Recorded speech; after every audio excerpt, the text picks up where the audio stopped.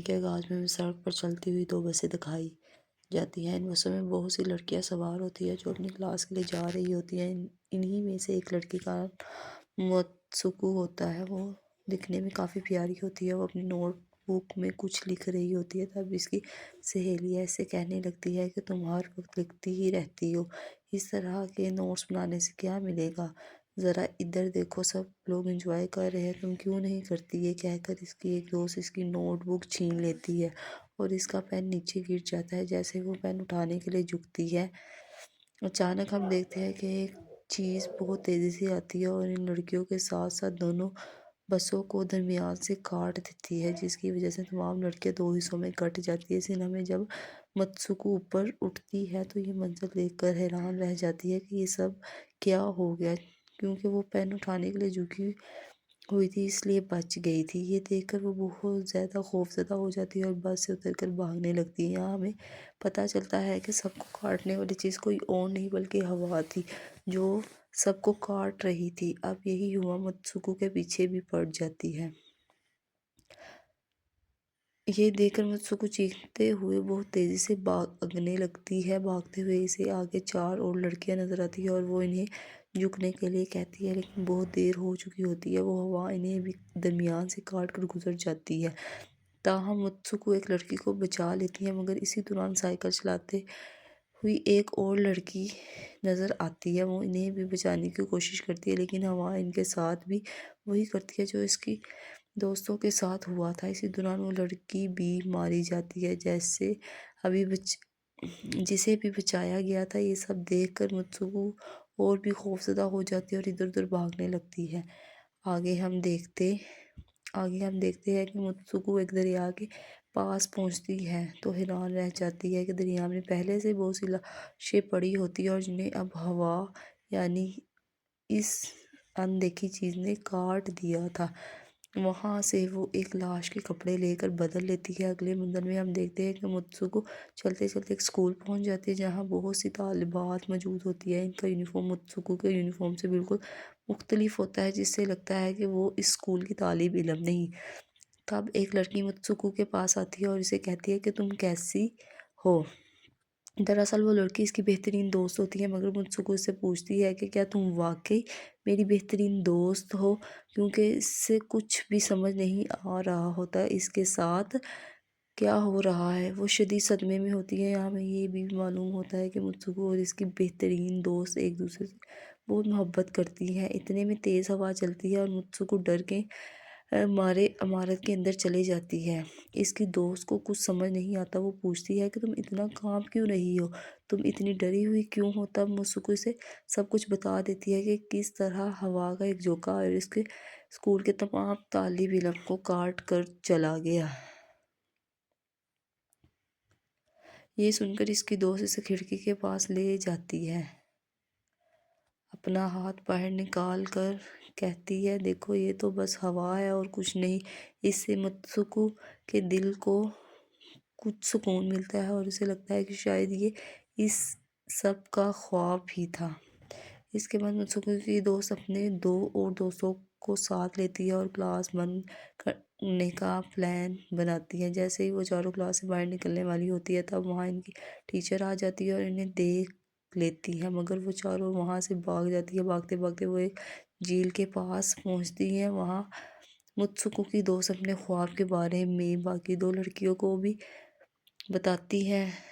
تب ان میں سے ایک کہتی ہے کہ یہ ہو سکتا ہے کہ یہ سچ ہو، جیسے ایک مرد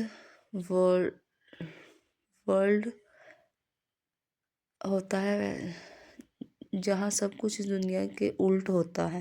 یہ کہہ کر وہ جھیل میں ایک پتھر پھینکتی ہے اور کہتی ہے کہ دیکھو میں نے یہاں پتھر پھینکا ہے، مگر ہو سکتا ہے دوسری دنیا میں میں نے ایسا نہ کیا ہو۔ اچانک اسی جھیل میں ایک مگرمچھ نکل آتا ہے اور ایک لڑکی کو کھا جاتا ہے۔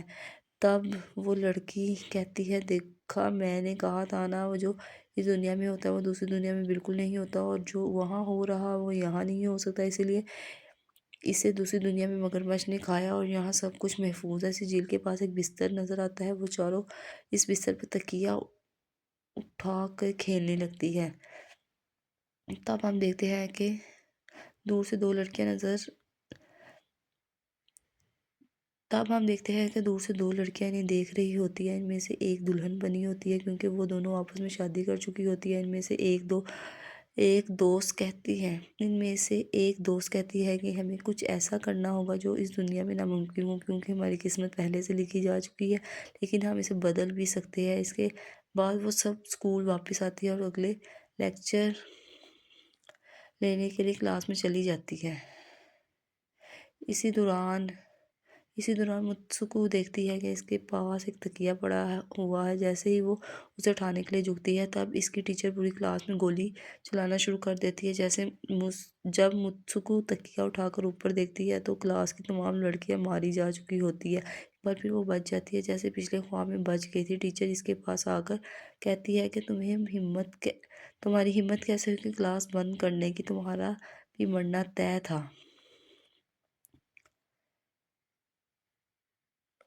اسی وقت دو اور لڑکیاں آ جاتی ہیں اور متسوکو کو بچا کر وہاں سے بھاگنے کی کوشش کرتی ہیں، مگر ایک اور ٹیچر آ کر انہیں مار دیتی ہے جو طالبات بچ جاتی ہے۔ وہ متسوکو ان کے ساتھ باہر بھاگتی ہے لیکن اسکول کی تمام ٹیچر ان پر فائرنگ شروع کر دیتی ہے۔ باہر آتے ہی وہی ہوا انہیں کاٹ دیتی ہے۔ اب متسوکو کو ایک بار پھر اکیلی رہ جاتی ہے۔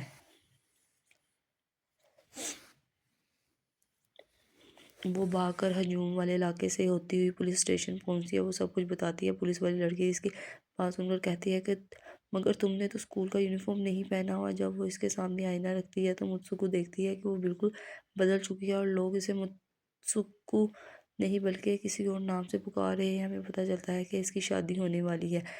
پولیس افسران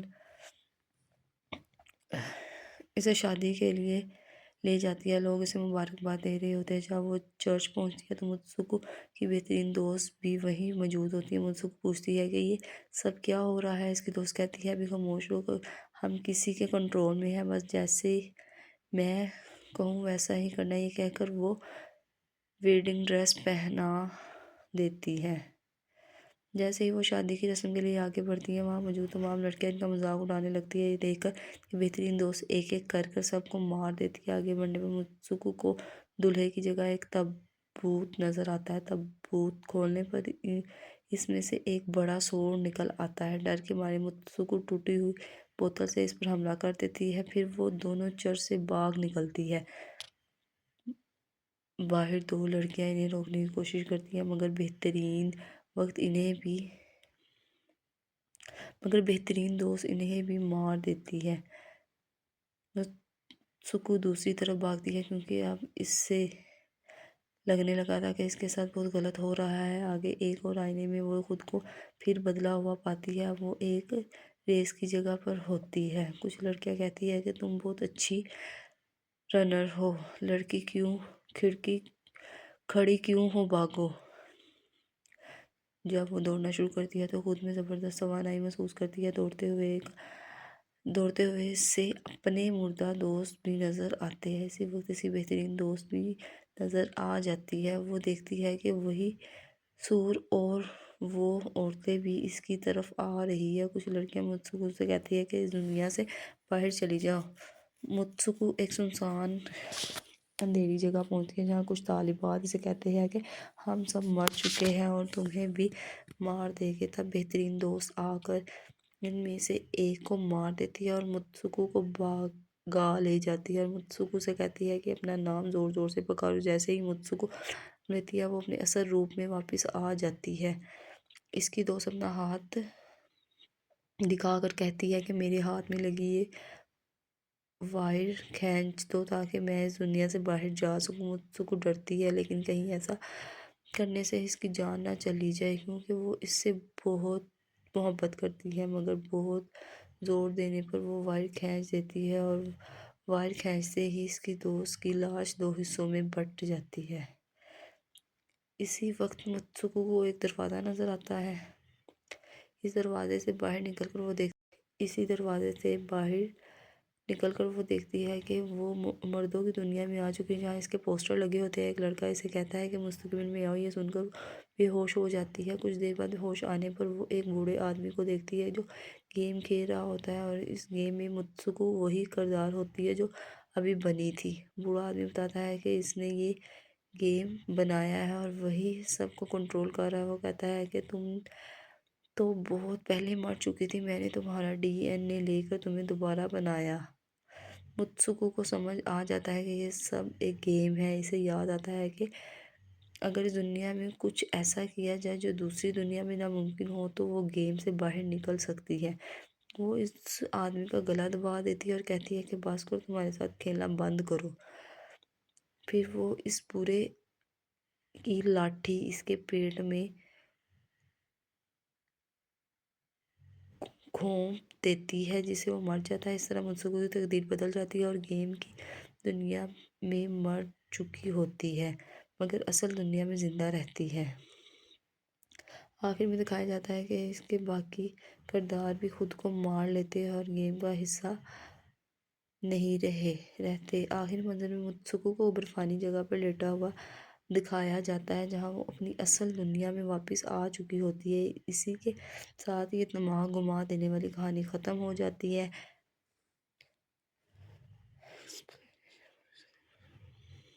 ایسی مزید ایکسپلینیشنز والی مووی کے لیے کمنٹس میں نیکسٹ لکھنا نہ بھولیے اور لائک اور سبسکرائب ضرور کیجیے گا۔